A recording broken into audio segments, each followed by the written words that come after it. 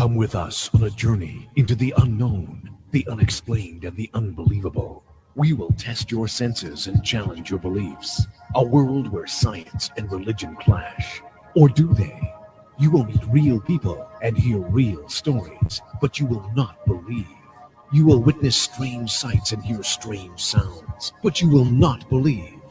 This is the New England Ghost Project. Welcome to the nightmare. Yep, got the Monday curse. Yep. Yep, went to Home Depot, got insulation, got the wrong stuff, so I got to go back, take that back. Bought my coffee, came in too early. Now the coffee's cold. It's good too. The coffee tastes really good. Okay. And I broke my $500 pair of glasses. So yeah, good. 3 things. I found out after years of drinking tea that I don't like tea. What? What? I recently got diagnosed with high blood pressure.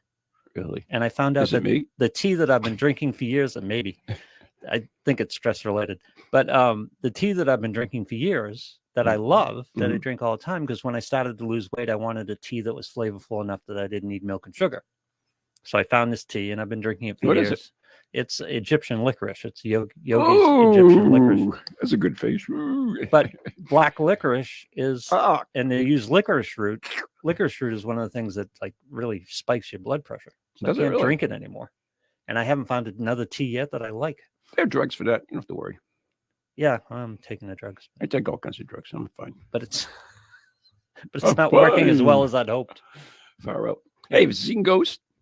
Have I seen Ghost? Yeah. Oh no, I haven't seen the series. No. Yeah, is it good? Yeah, it's good. It's not, it's probably not the funniest comedy. It's no Seinfeld or no Last Man Standing, but it's good. It looks interesting. It's cute. Yeah. It's because of the variety ghosts and stuff, and it's kind of cool. I mean, it's like I said, it's not the most rip-roaring comedy you've ever seen, but it's good enough to watch. Yeah. And it's different too, which I love different stuff. Yep. Have you started your Yellowstone journey yet? No. Oh, come on. I've got too much stuff to watch. Oh, okay. I do. I'm finishing up the last episodes of Murder Call, and then I've got finish off a Drowner. Well, I'm only partly through the series because I stepped back for a minute, which I should have not have. Yep. And then I started watching Hercule Poirot again. So I'm not don't count all my just nighttime watching when I go to bed, like Doc. I might drop Netflix anyway. It's like there's nothing on there for me anymore. Yeah, okay. I can't find anything. It's like all I watch on Netflix now is the old stuff. My favorite series, the IT Crowd and Doc Matter. And you stand-up guy? Do you watch stand-up? Yeah, it's all right. I like stand-up. Yeah, it depends. Most of the stand-up comedians suck. So and there's Trailer Park Boys. You said that, but I couldn't get into it. I watched it. It's like, it's not mine. We started Yellow Jackets. I remember you telling me. But so far, it's like I'm still waiting for it to grab me. Mm-hmm. So anyways, Christmas season, we want to thank everybody. Merry Christmas to you and happy holidays or whatever. Yeah. And by the way, whatever. Yeah, I mean, whatever hey, that's the problem with this country. Everybody's got their freaking panties in a bunch because. Oh, I thought you meant just indifference or whatever. You meant whatever you celebrate. Yeah, whatever you celebrate. I don't care. I mean, some people don't, they don't like Christmas, but you know what? That's the whole thing. Why do we try to make everybody like us? Or, you've got to be, like Yellowstone or Trailer Trash Boys. You like the Trailer Trash Boys. And you know what? I don't, but you're going to say, oh, well, okay, yeah. You got to be nuts because you don't like, no we have different opinions, different things. Yeah. If you want to wave a freaking, rainbow flag, if you want to wave a freaking Confederate flag, you want to wave a freaking Nazi flag, I could give a SHIT because you have your own points of view. I don't care about it. As long as your points of view doesn't inflict or cause pain to someone. Well, not then now we're going to see emotional pain, which because we're all a bunch of sissies now, but that's another story. Because you're offended by a flag? Yeah, because you're offended by it. But other than that, if it doesn't affect your impact, how you can live, as far as your jobs, your opportunities, then you know what? Let anybody do what they want. When back in the hippie days, the live and let live. You know what? Yeah, I kind of laughed at that time because it's the hippies. The hippies are like, hey, dude, live and let live. But it's different for me. It's not. It's less about live and let live for me than it is. My late life lesson has been being very stingy about my energy. In other words, Yeah. if a couple of assholes want to run a Nazi flag somewhere, if they're not hurting anybody, Right. I can't give any mental energy. Just why would you? Yeah. Why would you? I mean, of all the things that are going on in the world that really need our energy, it's my girlfriend. This is kind of funny, and it's like we got kind of into a thing about this on the same basis of the same argument, where she had just learned that the Russians sent like 50 dogs up and let them die up there, in a space program in the early going. And it's like, she goes, that doesn't bother you? And I guess it was 50 years ago, and there's nothing I can do about it. Exactly. I can't give any mental energy. No, I don't like it, but you're not going to change it. What That's am I the thing. supposed to do? You're not going to change it. You know that right. You can't change the past. And that's what people are trying to do. They're trying to change the past. And they go on social media and they look for something to be pissed about. And it's like, why do you have to look for something to be pissed about? Something to be pissed about will come to you. Oh, for sure. Why go out and search for and the funny part about it mm-hmm. is that the more you get pissed, the more stuff to get pissed about comes to you. Yeah, exactly. Exactly right. So I'm very stingy with my energy. It doesn't go to anything that isn't directly affecting my life. Yeah. And I know that sounds selfish and self-absorbed, but we get into election. No, I'll get wound up. No, it isn't. But it's like right now, my guy isn't the It doesn't president. mean you don't care about Right. other people or anything, Right. which is the important things. It's not that you're self-absorbed. You don't. I'm sure you would help someone, right? Yes, I only give energy to things I can affect. Yes, exactly. Yeah. Why waste the energy when you can't? Right. And certainly you can't change the past, so why waste any energy on the past? Or as I tell my kids all the time, and somewhere they're rolling their eyes, and they don't know why, because I used to say this constantly: don't give me unnecessary hard. There's a ton of necessary hard. There's plenty of hard around. I don't need any unnecessary hard. Yeah. Anyway. Yep. So we did Christmas shows for TojiNet, so we got that done, and we'll have to do one for our Patreon special one next week, maybe. Yep. Yeah, we'll do a special Patreon. And by the way, you're gonna love this. Society. You're gonna love this, right? Mm-hmm. Swag is coming for the Dead Yes, swag Society, is coming right? too. Yeah. And so, anyways, one of our earliest Patreon listeners was Quinn Doobie. Okay, who's that? Yeah, right. And so I tried contacting him many times, and joined me. You can join the Sigma Cigarettes Facebook page and everything else, but I never got anything from it. And then I was talking to Jason Doobie, who is the one that's doing the graphic artwork on our swag for the Dead Ass Society. And that's his wife. Oh, okay. I never knew that Quinn was a girl's name. Oh, yeah. So I would have thought that, yeah. All this time I thought it was a guy, and it's a good girl's name too, but that didn't occur to me. Didn't occur to me. Yeah. Just call me dumb. Yeah. But anyway, so Quinn, I apologize for not realizing that you were a woman.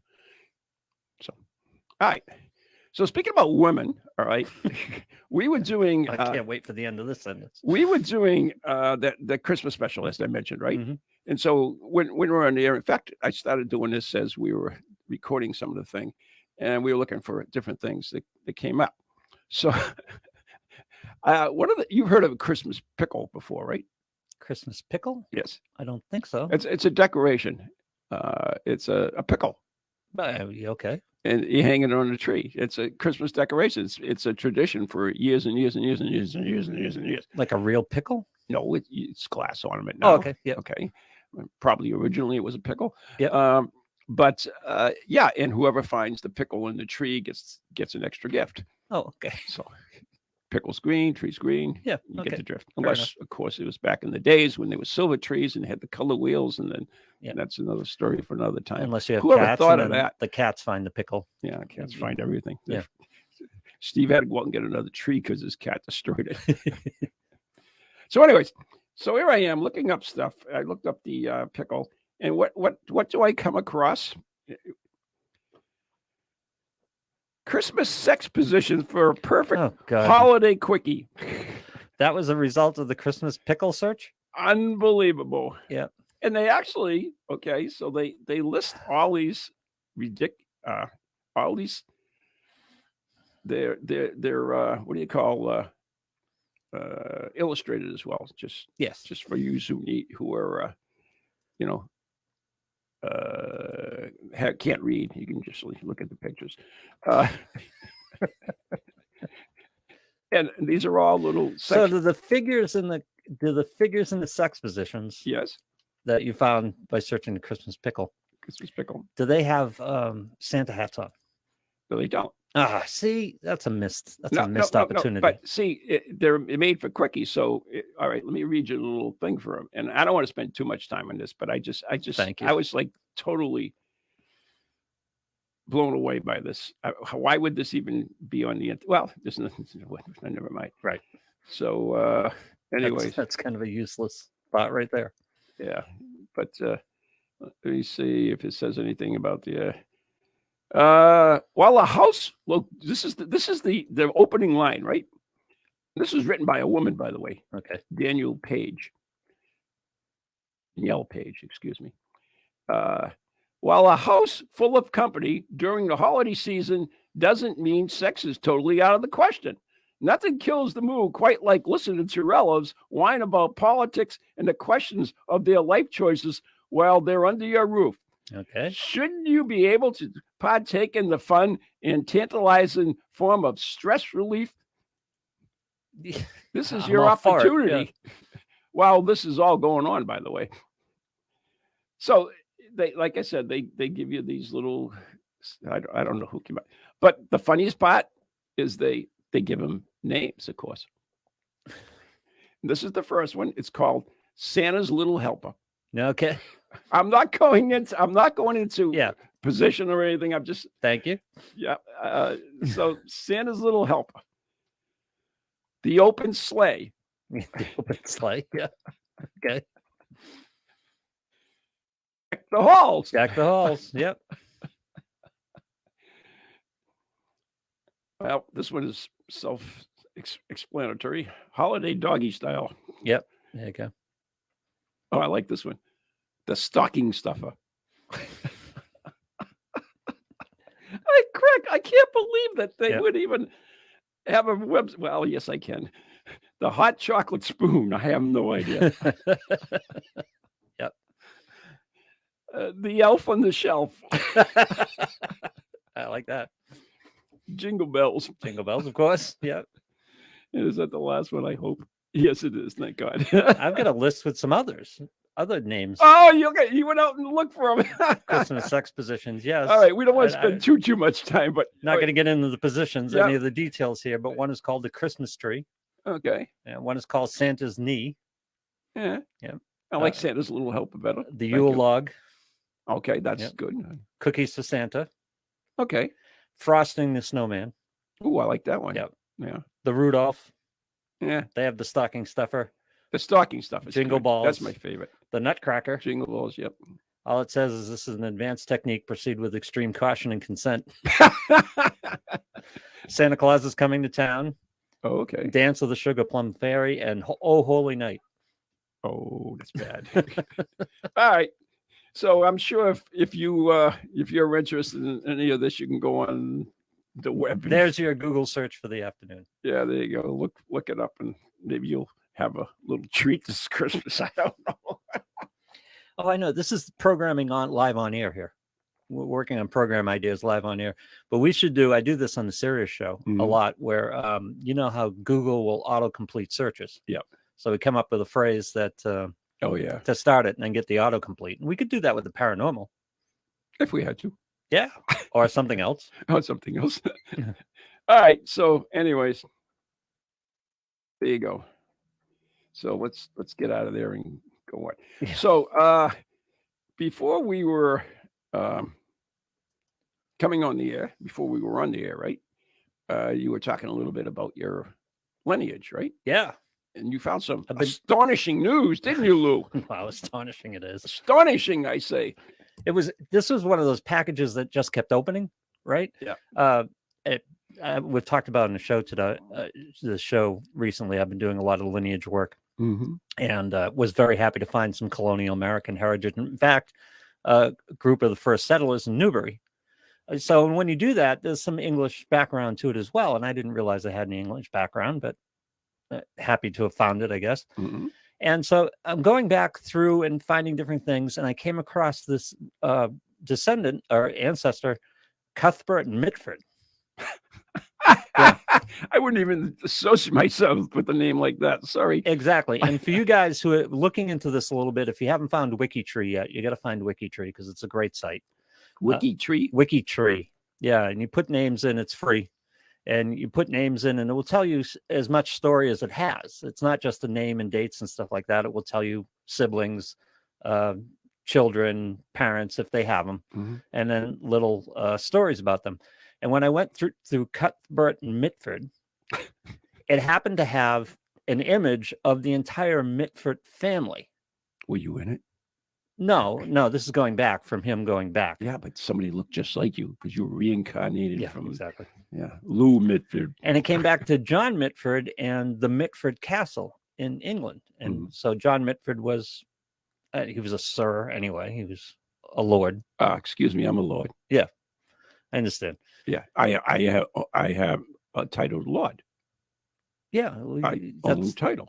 Landowner, right? Exactly. It's titled Lord, and I am Lord Ronald Kolek. You should address me that in the future, by the way. So I'm not ignoring that totally. I'm not digging into English history all that much, but I was following it down because I had the whole lineage. So I went back to John, and there's a Mitford Castle, or the remnants of a Mitford Castle. And the interesting story there was he only had one daughter, and when he died, and his daughter was married after his death and was given away supposedly by William the Conqueror, which I thought, okay, that's kind of interesting. It's a name I know at least. But then for some reason, I started, because I think my girlfriend and her daughter got interested in the castle part of it and where it was. So I just did a web search on the castle, and I came up with all these stories on the Mitford family, including in the early 1900s, the Mitford sisters, who had all kinds of things going on. They were marrying into Winston Churchill's family. And there was Unity Mitford, who was a big Hitler supporter. And she was, politically active, trying to keep England out of the war. And when England entered the war, she ended up shooting herself in the head. But so the whole Mitford family has really interesting. One of the sisters ended up founding Vanity Fair, I think, and stuff like that. So it's just an interesting family history. That's pretty cool. Yeah. I just realized I can watch myself on Facebook. If you want, it's delayed, but it's... Yeah, but I can watch the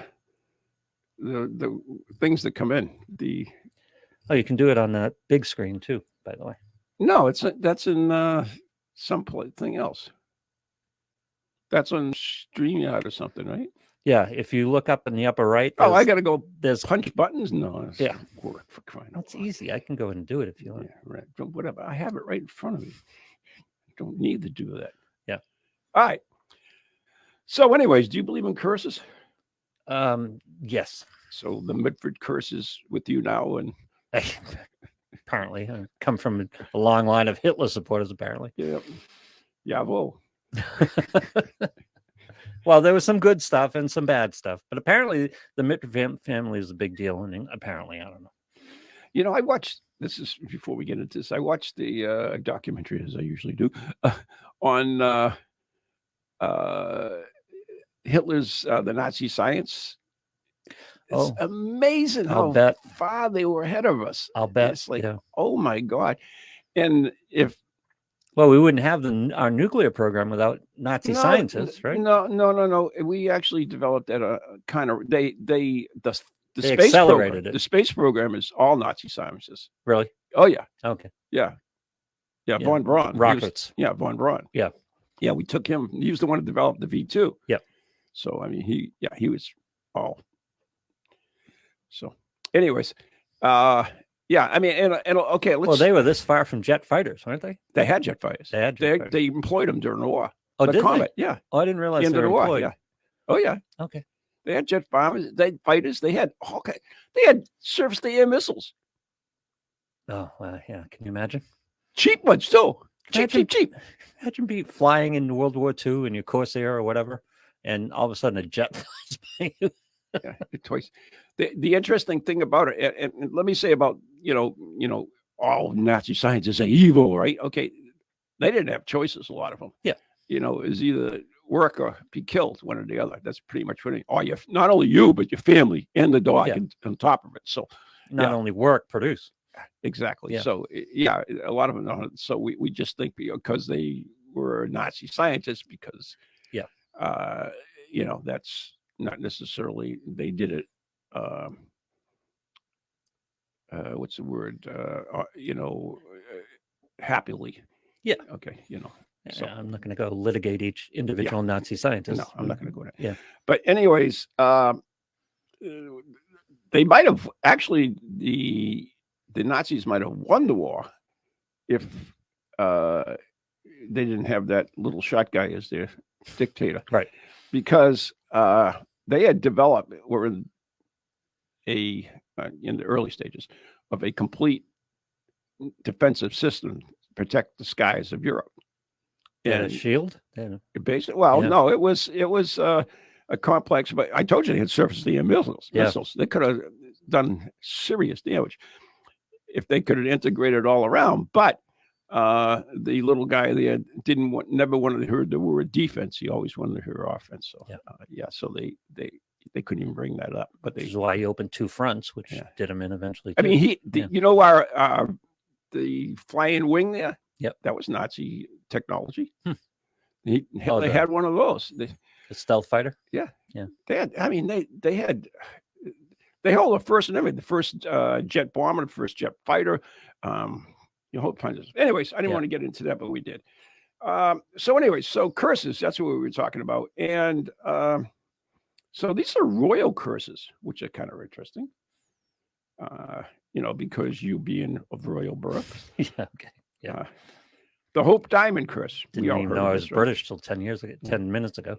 But that's all right. This is French. Yep. The Hope Diamond curse. French King Louis the X1V acquired the Indian diamond in 1688. Afterwards, only one of Louis's children survived childhood, and he too died a painful death. The diamond was stolen shortly after Marie Antoinette and the king were arrested. So that's all they leave you on there, huh? There's a whole story. So there's a curse about the Hope Diamond. Yeah, we know that. Yeah. Oh, there it is. There's still more on this, I guess. Okay, so the Hope Diamond curse. But the curse of the Hope Diamond didn't end with Louis. Russian Prince Kantiotsky murdered his lover shortly after giving her the diamond. The Sultan Abdul Hamid of Turkey lost his throne after acquiring the stone. Wow. What is the Hope Diamond doing? Where is it now? It's in the United States. Is it? Yeah. All right. So that's all we have. I think there was more going on in that relationship where he murdered his girlfriend than the Hope Diamond. So the Coburg-Kohari curse. Coburg, Khohory curse. There is a numerous accounts of it's a 45 carat diamond. Yeah. 45 carats. You need a big finger for that. Big ass diamond. Mm-hmm. Yeah. Yeah. Oh, would you get Jan or whoever he was? It's got to be like. It's not going to be a 45 carat diamond. 10 or 12. Yeah. I forget how big Jan's is. You know what? You and I got married, right? Like I was wicked poor. But my engagement ring was, I worked for Raytheon at the time. It was actually a man-made diamond. And Jim was okay with that. So that's not a cubic zirconia. I don't know anything about diamonds. It's a man-made diamond. But, and I talked to her about it, and I says, I'll give you this now. And then, once I'm established, I'll get you a good diamond. And that's exactly what I did. We went and bought a big rock after we were married for a few years. So there you go. Excellent. Yeah. So, I mean, it isn't always about monetary stuff. No. Anyways, there are numerous accounts of hemophilia among European royal families, which, according to scientists, can be tracked to back to Queen Victoria. This is believed the curse that she passed on to her ancestors. Well, when you sleep with your ancestors, that's what you. Hemophilia, they're calling a curse? Yeah. It's a genetic disease. I know that. But why are they calling? Oh, shit. For lack of a better explanation. I hate slideshows, don't you? So the curse can be traced back to the Coburgs, a German branch of Queen Victoria's family, because the royal family's name is not Windsor. They changed it during World War II. It couldn't be called German because they were German. What was the name? Yeah, I know you mentioned this the other day. Coburg? Yeah. That's a German name? Yeah. Okay. B-U-R-G. How did the Germans... They were all married. Queen Victoria was like the Adam and Eve of Europe's royalty. They're all the Russians, the Germans, so the royal families married each other. Oh yeah, they just married them off each other. That's how you kept in power and balanced power and everything. So in English, a female English royalty married a German royalty and took the German name. Wilhelm. Okay. No. They had German name to start with. They were already German. Okay. But how did the Germans come to power though in England? Oh, I'm not going to go back to a history lesson of English power. We can do another show on that because that's long in itself. All right. Yep. They were Coburgs. So anyways, the curse can be traced back to Queen Victoria's branch. The legend has it that a Hungarian noblewoman, Princess Maria Antonia Kohary, Kohery, married into the family. One of her relatives, a monk, was so jealous of her wealth that he cursed the family with the condition. With hemophilia? Yeah, a monk. Okay. It goes to make good sense for you, man of the cloth. Works for me, right? How about the Kohinoor curse? Kohinoor. Sounds Japanese. Yeah, the Kohinoor. It's Koh-I-Noor. The Kohinoor is a huge diamond that is now part of the Royish crown jewels. The stone originally comes from, what do you expect, India? Like they stole everything from there. Subcontinent. It was passed through the region for many years, though it seemed to attract bad luck to all those who owned it. See, the Queen's been around for how long? I don't know how much bad luck. That was 105 carats. You found it, huh? 105.6. The East Indian Company won the Anglo-Sikh Wars and claimed the diamond in 1849. The impressive stone was sent to Queen Victoria. Why not? Kiss up to the Queen. But they also sent a note with the diamond, which read, "He who owns this diamond will own the world, but will also know all its misfortunes. Only God or a woman can wear it." So what's the difference? With impunity. Maybe Prince Charles should stay clear of wearing one of those when he becomes king. That was a little joke there at the end. Yes. Yeah. Okay. Just reading on history here. Today, the diamond's on public display at the Jewel House in the Tower of London. Yeah, good old Tower of London. It's a big one, huh? The governments of India, Pakistan, Iran, Afghanistan have all claimed ownership of the diamond and demanded its return ever since India gained independence in the UK in 1947. Good luck. The British government insists the gem was obtained legally under the terms of the last Treaty of Lahore and rejected the claims. There you go. It was ceded to Queen Victoria after the British annexation of Punjab in 1849. Punjab. During the reign of 11-year-old Emperor Maharaji Dulip Singh, and under the influence of Britain. Sing. I wonder what it's worth. Nothing. It's got a curse on it. It's got a curse on it. Can't use it anyways.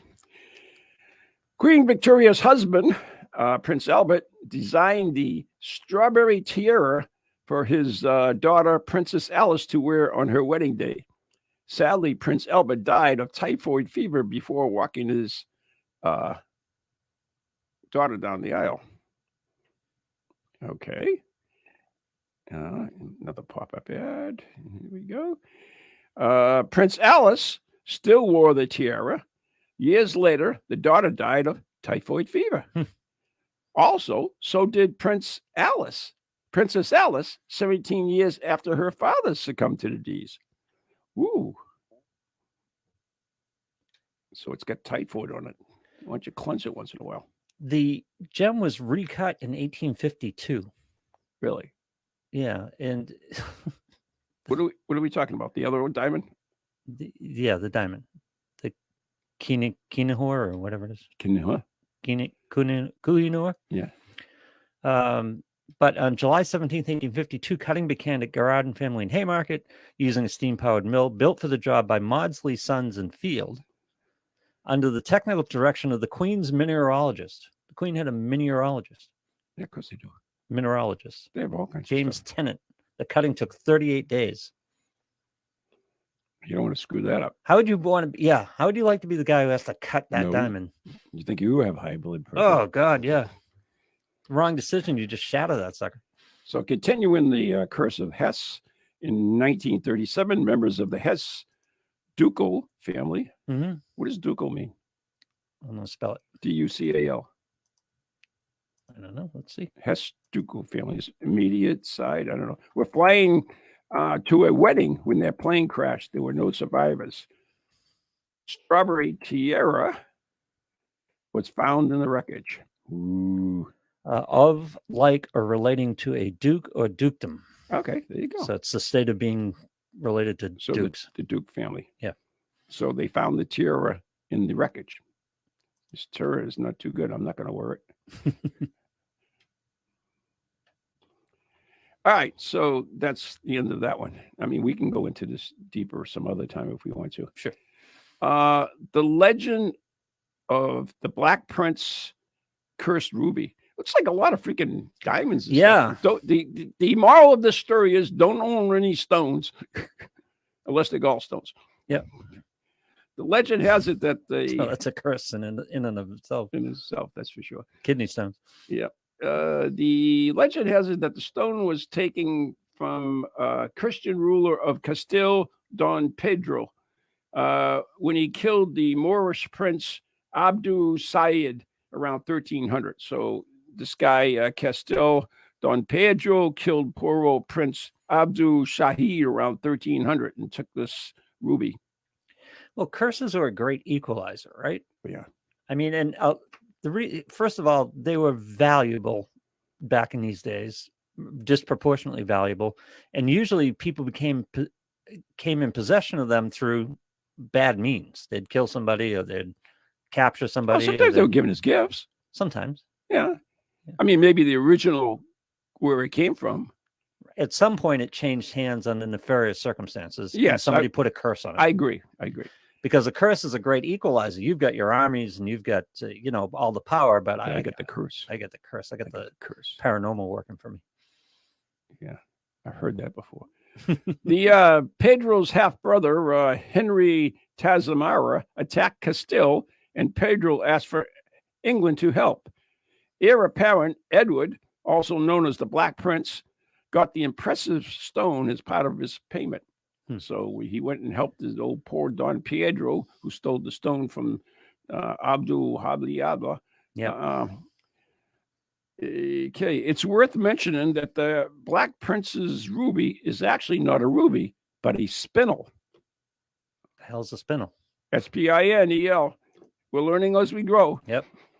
But a cursed one, of course.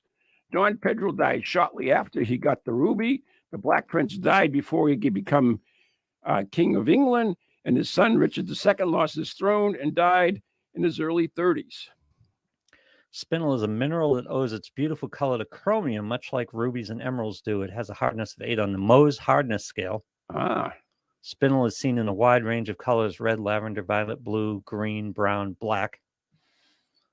I used to sell those, by the way. Stones? Oh, yeah, stones, definitely.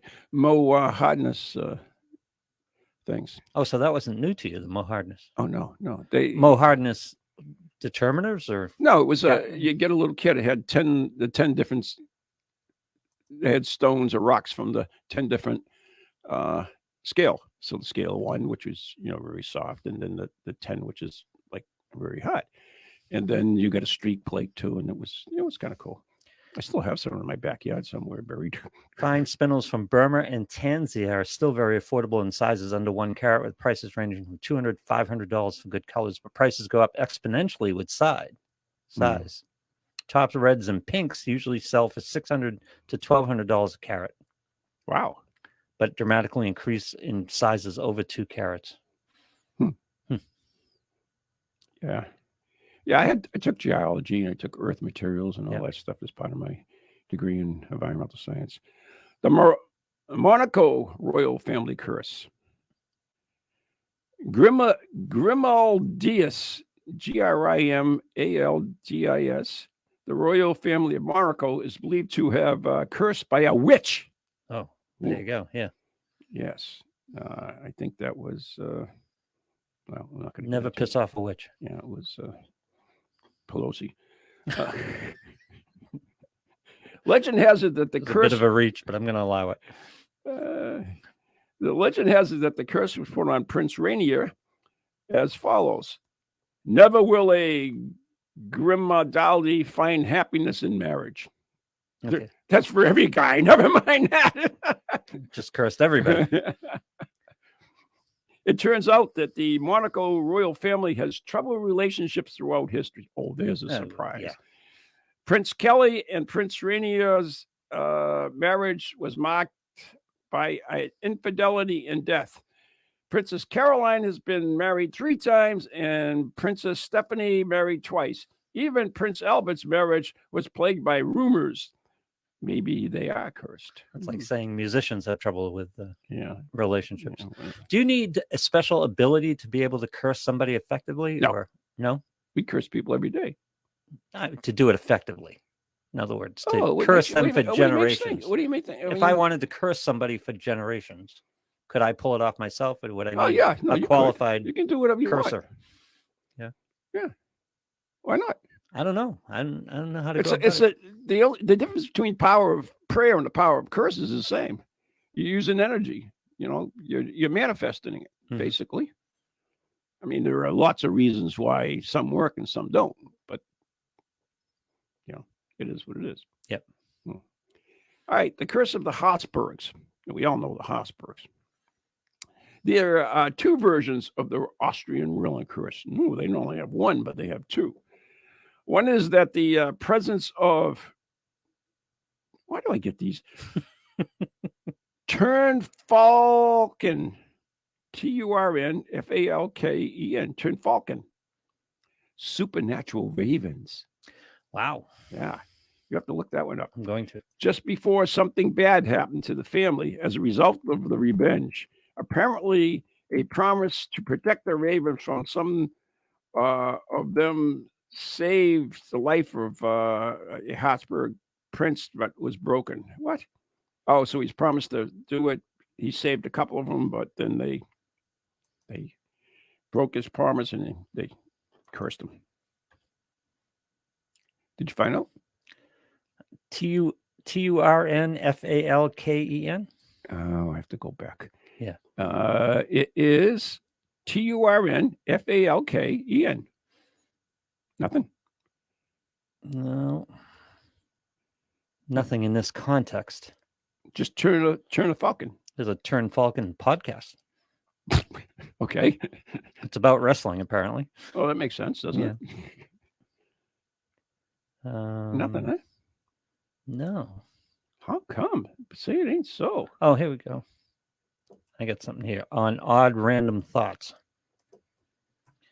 Birds of ill omen and superstition. Oh, there you go. Yeah, I gotta find it in the article here. Give me a second. Yeah.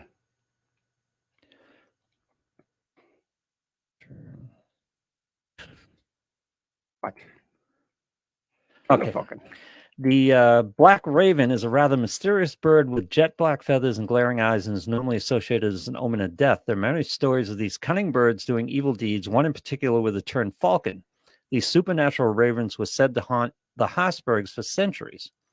As the story goes, these ravens had saved the Habsburg ancestor from being attacked by a flock of vultures sometime around 1000 AD. As a gesture of gratitude for the ravens' help, one of the Habsburgs built a watchtower in the forest and called this Habsburg, which stood for Hawk's Castle. This tower was built as a sacred place for ravens to live and feed.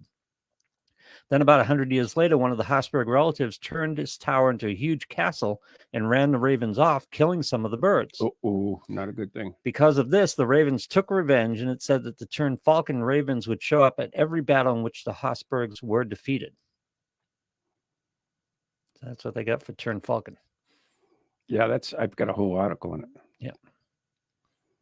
Yeah. But so an ancestor, a Habsburg ancestor, broke the raven deed, broke the raven lease, and they didn't take to it. They're supernatural ravens, apparently, is what they are. Okay, so there you go. That was a pretty good article, actually. But I can't talk about it. Oh, excuse me. Why? Because it's long, and you talked about some of it already. Okay. Another version says the Countess Carrie Lully cursed Emperor Franz Joseph, saying, "May heaven and hell blast your happiness. May your family be exterminated. May you be smitten in the persons of all those who you loved. May your children be brought to ruin. May your life be wrecked. And yet may you live on in lonely, unbroken, horrible grief, to tremble when you recall the name of Kalaloli." Ooh. I should try something like that. That's a good one. Can we get someone on the show to help us play some curses? Because I'd like to play some curses. Wow. I'll call Kelly. Kelly will give us a curse. Okay. Too. Yep. I want to curse Tom Brady. And I want to curse someone else. Why are you looking at me like that? No, not you. But I want to do it effectively. Okay. Apparently, you just get angry and you just blurt a curse out, and apparently it works. It does. It's like the last witch that died in Salem. He cursed the sheriffs of Essex County. So, yeah, it works. I guess when you're really pissed, it really works. I was going to say, but does it work for everybody? I mean, you understand why a witch would have the power to curse somebody. If you're dying, you're cursing. These are not witches. These are like regular people. But something has to carry out the curse. I would imagine you would have to have a good relationship. Your words.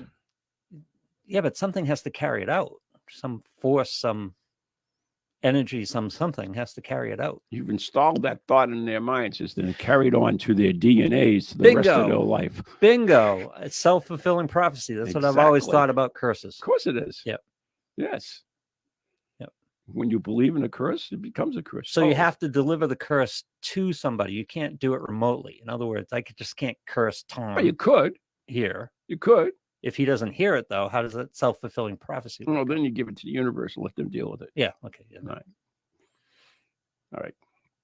Are we on? We'll definitely have to do it before the Super Bowl when the Patriots play the Buccaneers. Do you think it's going to be that way? I think it could be.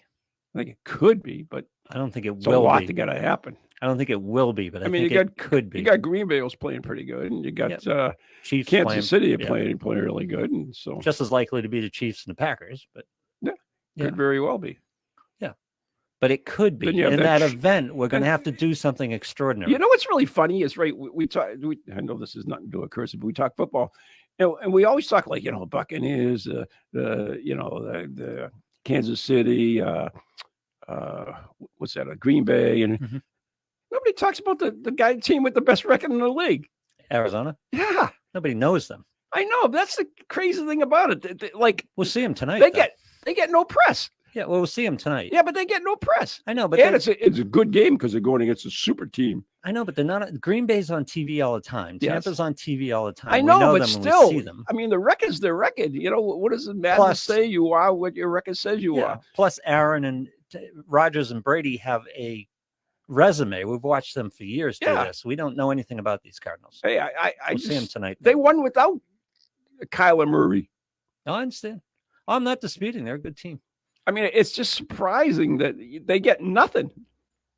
And of course, they're playing a superstar team tonight. LA. Oh yeah. Who's lost 3 straight? Or... Can you imagine if they don't win this year? They have like mortgaged the entire farm for the next 10 years. Yeah, I know. Really, they have no picks next year. Yeah. But they get a couple year window. It doesn't necessarily have to be this year, but they don't look like a champion right now. I know. They don't look that good. They haven't looked good for a while. It's like the Cleveland Browns, right? They got all those big names in there and everything else, and they couldn't do anything. But if the Patriots and God forbid, because that would be freaking Armageddon. I don't know if I could survive that. But if the Patriots and Buccaneers would play, would that would be the worst 2 weeks of my life right there. Yeah. 2 weeks leading up. That would be horrible. All right, I'm done with these curses. I'm getting bored. So we're gonna have to curse him though. All right. I don't think there's any doubt about it. I guess so. So we're gonna have to bring in all kinds of stuff. Bring in all of our troops and try to curse as much as possible. If you say so. I'm not wasting energy on it. Why? What else have you got to do? I have work to do. Unlike you, I have a life. No. I'm not even going to dispute that.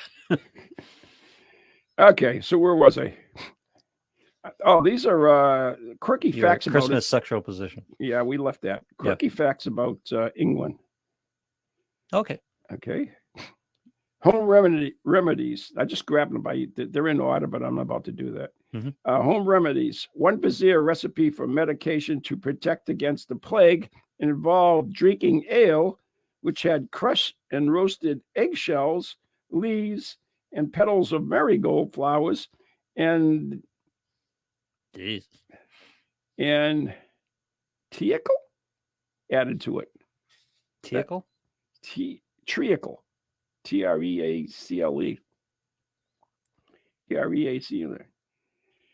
Needless to say, it was not effective. So it's kind of like the vaccine nowadays. Oh, I'm just kidding. Don't get nothing. I'm not getting into the vaccine damn fight again. By the way, I'm fully vaccinated and got my thing. Go ahead. Yes. Treacle is a thick, sticky, dark syrup made from partially refined sugar and molasses. Sounded like my coffee this morning. Oh, it's very dark. So piggy bank. You know what a piggy bank is? Yes. You do? Sure. It's a little bank shaped like a pig. The Middle English term pig, P-Y-G-G, referred to a type of clay in the Middle Ages. People often kept jars or pots made of pig. I see. And they were called pig jars. Pig jars. In 18th century evolution of the language, these came to be known as piggy banks into pig banks. That makes sense. Sure. See, so they were really, it was made from the. So once again, it's Americans bastardizing the English language. Actually, our English language is better than their English language. If you look it up on the Hoyles, it's our proper English is actually better proper than theirs. This is from the country that gives us clock for clerk and. Wait a second, we have our own accent issues. No. An A is an A and an E is an E. How do you get clock out of a clerk? It's an E. No, I understand, but we mispronounce some stuff too. And R is an R, but we don't pronounce it half the time. And then we add them where they aren't. Ours the most proper. Then we add R's where there are no R's. Like Atlanta. Yeah. Haverhill. Public bath. Contrary to popular belief, medieval Englishmen bathed quite often.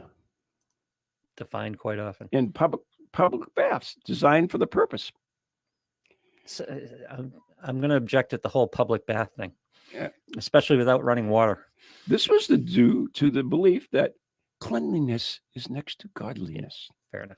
Yep. Public baths were eventually opposed by Protestants, of course, because we didn't like clean people. In the 16th century, I don't think that was the problem.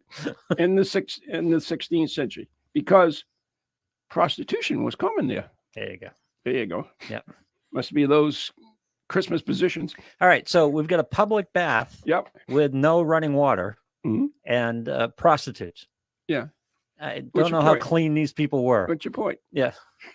My point is, I don't know how clean these people were. Yeah. Yeah. There were no last names. Prior to the introduction of surnames in English in 1066, everyone born just had one name. When surnames were introduced, they would often be a nickname, such as Robert the Red, for his hair, Robert the Bald. That would be me. Yeah. The system evolved to the point where it would take the same name as their father, giving them the modern surname system, which makes sense. Which is why you had, why we came up with the name of Baker and all that stuff, right? Right. Yeah. So there's only so far you can go. Mm-hmm. Crimes committed by animals. Really? Yeah. My dog has committed a few crimes. Yeah, mine too. If I had a dog. Yeah. It was not uncommon in England during the medieval period for animals to be put on trial for crimes. Really? For example? Crimes against. Yeah. They could be sentenced to death if found guilty. Oh, we do that now. That's true. All right, riddle me this, right? Yep. Okay, so you read about that woman that was killed by a sheep, right? In Western Mass. I think we talked about it last week. Yeah, right? yeah, she got killed by the sheep, right? Yeah, I still don't understand how, but yeah. She got rammed to death. Okay. Must have been one of those Christmas positions. I mean, yeah. By one sheep? One sheep. Rammed her to death. Well, she was old. It's not like she was young. Okay. All right. Fair enough. Yep. Farmers have been eaten to death by pigs. Oh, I knew that. Yeah. Yeah. Okay. So, but anyway, not by one pig. No. It's usually I could get whatever the collective noun of pig is. Yeah. Which I'm going to find out. Pigsty. So, I mean, why do we give people second chances, but we don't give animals second chances? If an animal kills a human or maims a human, they're automatically put down. Why don't we give them another chance? Why do we have to take their lives? They're just doing what animals do. I know, but they're tasty, and they don't want them doing it more than once. So you just keep them separate. So why do you kill something? They're just doing what they. If you believe that they're just animals, then why? Listen, you think he plotted against this woman? I didn't want. Huh? Do you think he sat there with the other sheep? Say, hey, watch this! I'm going to get this woman. Now I'm going to. No. Huh? No, I'm not in favor of animals being put down, but I understand why they do it. What are you going to? You're going to keep the sheep separate? Kill a sheep over there. Beware, yes, keep the sheep separate. Why not? Yeah, you couldn't do that and actually raise money. Kill a sheep. Come see the killer sheep. A group of young pigs is called a litter. A group of hogs is called a passel or a team. A group of swine, I don't know what the difference is between hogs and swine, but a group of swine is called a sounder. A sounder. Yeah, so you can be killed by a sounder. So that brings a whole new meaning of team, doesn't it? A sounder of swine.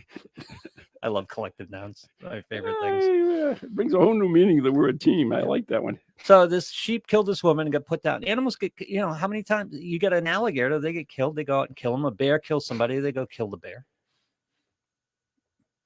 I don't know. It's just the way it is. I'm not all for it either. You're right. The animal is just doing what the animal does. I agree. So, how about the Continental Queen? Bergerina of Navarre was Queen of England, though her marriage to Richard I, or Richard Lionheart, through her marriage to Richard Lionheart. Little is it known of her life, but we do know is she was the only Queen of England never to have stepped foot in England. Weird, really? The entire time she was married to Richard, she lived on the continent in Europe. In fact, Richard himself only spent about 6 months in English because he was busy traveling with the crusade business. I've got crusade business to do. I'll be back. And then you had the evil Prince John, right? Oh. Far be it from me to mock our British brethren. Why would we do that? But the whole royal family thing now is just... I love it. You do? It's so absurd. No, it isn't. It isn't? That's perfect for... Do you know how much money they bring into the UK? Really? Is there a good tourist attraction? Oh, hell yes. Yeah. Just go. What's the ratings on the freaking marriages of, Princess Diana? Go check them out. Yeah, it's not. British are big business. I mean, the royalty's big business. I understand. People like the Kardashians too. I just don't understand why they do it. Because people are people. They want to live through somebody else. Yeah. I think it's cool. I've watched all the royal weddings. So if I do it and was pretty pragmatic for a person. Like British culture a lot more than I do. I mean, you like a lot of British television. I love British television because it's done much better than America. Yeah. They actually require you to think on it versus New England. It's just like, ooh, let's blow something up. Or have some sword or romance or something, whatever. Okay. We out of time? No, we got about 3 minutes. Okay. I'll do one more. Let them eat rye bread. Most common folk in medieval England produced their own food. For this reason, rye and barley wheat were common among the poor, who could not afford large quantities of manure needed to grow wheat for white bread. Oh, interesting. They didn't eat meat very much either, so unless they get the occasional rat or whatever. Pigeons. Yeah. Pigeons. That was on Ghost the other day. All right, I'm guessing we talked about this last week because there's the Moffat Lad House in Portsmouth that has in their barn they have pigeon roosts because they were a source of food. I'm guessing a roasted pigeon wouldn't taste back in the day. I don't know about today's pigeons, but probably fatter. They're probably a bit tastier. Yeah. Today's pigeons. Yeah, they used to use them for communication. They used them for races. They did all that stuff. Do you know the tanks during the First World War actually carried pigeons with them? I did not know that. That's how they didn't have radio. Oh, First World War. Okay. First World War. Yeah. They didn't have radio, so they would send the pigeon up. That's what they had. Couriers. They had bicycle carriers. Remember that? Couriers? Yep. Yeah. Messengers, whatever you want to call them. But I bet a roasted pigeon wouldn't be too bad. If you didn't know what you were eating, I bet it wouldn't be too bad. Trial by ordeal. The practice was common in England in the Middle Ages. In the trial, the accused was subject to a very painful task, such as being burned by a hot iron. Ew. If they survived the trial or their wounds healed quickly, they were found not guilty, and it was believed that God had performed a miracle to help the accursed. I see. The Catholic Church forbade the participation in these trials and demanded the use of compurgation instead. I don't know what that is. Yeah. Here it is. Compurgation is a taking of oath of innocence of the accused in front of 12 people. Taking an oath of innocence. Yeah. Okay. So you swear to God that you're innocent. And this is basically our trial, right? In front of 12 peers. Right? Well, kind of. Yeah, it is. We swear. I swear to tell the truth, the whole truth, so help me truth before it was changed. So help me God. But in now, front of 12 people. But now we judge whether you actually did tell the truth. That sounds like as soon as you swore, you were done. Yeah, because back then you had to. Do you know? Steve was telling me the other day on the show that trial by ordeal is still common. People every so often try to do it, where you could request. In England? Yeah, in England, request. You still do trial by ordeal? Yeah, so you could, trial. I go out and challenge and get in a fight. For a sword fight or something. I'll take a sword fight for my innocence. Really? Yeah, but it never works. You just tell me. See, that would be good television right there. You think so? Yeah. It'd be like Wipeout. Judge Judy with trial by opting in for trial by ordeal. Oh, Wipeout. That's a different thing. But I don't know. I love Wipeout. I love Wipeout too. I have not watched the new one. I've watched some episodes. Okay. It's not bad. It's not the old one, but it's the characters that made the old one. Yeah. Oh yeah. Yeah. I watch it. It's just like, oh, that's great. It was on yesterday. In fact, I was watching. All right. It's on TBS. You just on demand. If you just see it, you get a couple seasons of it. Yep. All right. We got to go. We want to thank everyone for listening. If there is anybody left listening to this show, and tune in next week when we might be talking about death. Yeah. On a cheerful note, because it's before Christmas, we want to leave you with a happy inventors note. Killed by their invention. Yeah. Famous last words. Famous last words. Yeah. We got a lot of good stuff coming next week. Unless, of course, it changes, which does happen occasionally. Sure. So thank you for listening. Good night. God bless. And remember, become a Patreon member. Join us on Patreon. Ghost Chronicles Radio on Patreon. Be a member of the Dead Air Society. There you go. Good night. God bless.